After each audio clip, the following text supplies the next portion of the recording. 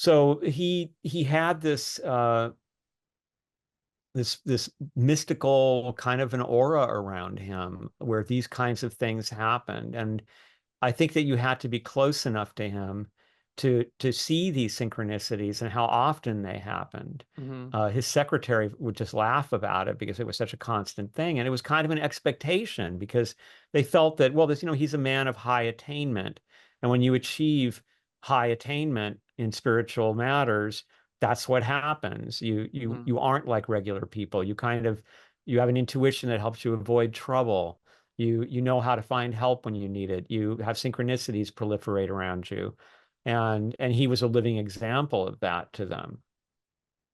Yeah, and that's a great story, and it does make me think back to some of the stuff that I've read about him from like the 30s, 20s and 30s and 40s, where people would talk about how this guy had like a tangible energy to him or a radiance or something, where it's like when he entered the room, he had a presence and it felt different.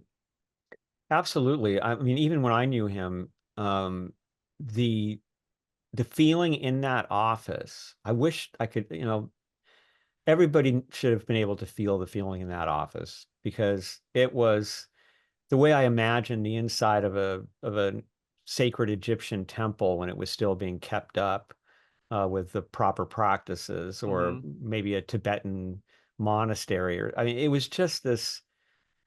It was a dense and yet at the same time light kind of a tranquility, a serenity, and it was sacredness. It was really literally when they talk about darshan and Hindu culture of actually being able to witness the presence of the divine or of something sacred.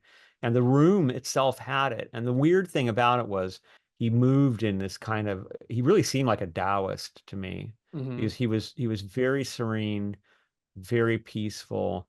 I once witnessed him do something that was really amazing. Tamara writes about typical of the kind of thing he would do. I was studying Apollonius of Tyana at the time, and we had been invited to have dinner with the Halls at their favorite restaurant, and they were kind enough to do that with us fairly often.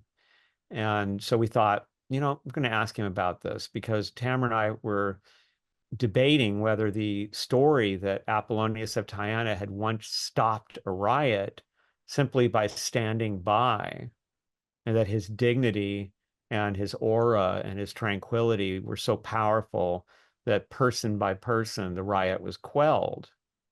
We thought, that just sounds like a rewrite of the Achilles scene and the Iliad, where they think that Achilles is dead when Patroclus is killed, and then Achilles shows up and he screams in rage, and then one by one, all the warriors turn and they see him, and they're frozen in their tracks by realizing that not only is he still alive, but he's enraged, and then the whole battle goes quiet. And we thought, well, this is just somebody adapting that story to the story of Apollonius, Hmm. and we wanted to ask him about it.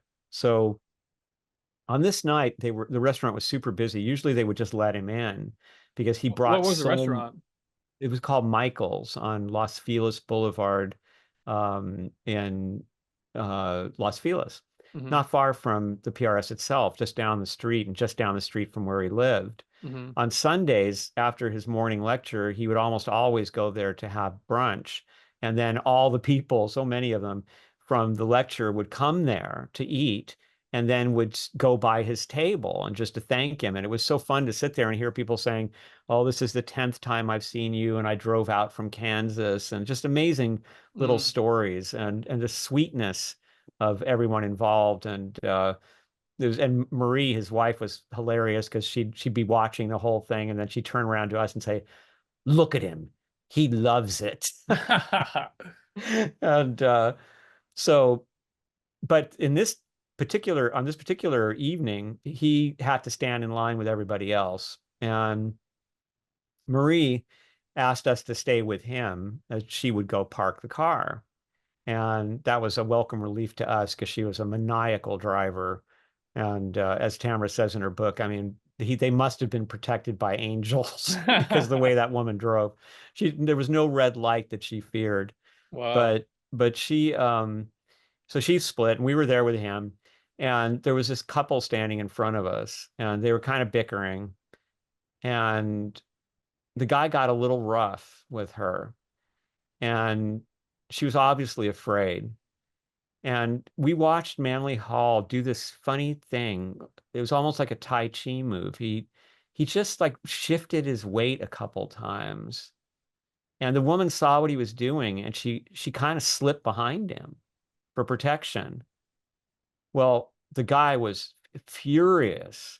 So he like got up on the balls of his feet and he just started yelling at Mr. Hall, up at him. Mr. Hall, very tall guy, and was like spitting with rage. His face was all red, get out of the way, old man. And I turned sideways, ready to fight. And Tamara was, just terrified by the whole scene.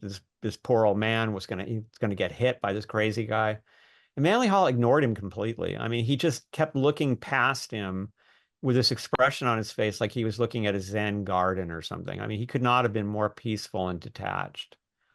The guy yelled for, 30 seconds, and then he just kind of melted.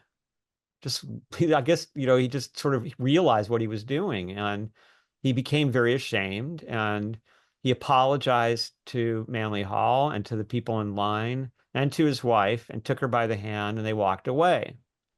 And now, I mean, I was a little afraid for what might happen next with her, but as a demonstration of the principle of quelling a riot with your presence, he did it. Another synchronicity there. Mm, And we didn't even talk to him about it because it to us it said, God, I guess it is possible on a level. We just saw it happen, a right. completely irate guy out of control, and then here's somebody who's got this great gravity and this peacefulness, and this angry person just crumpled up and went away.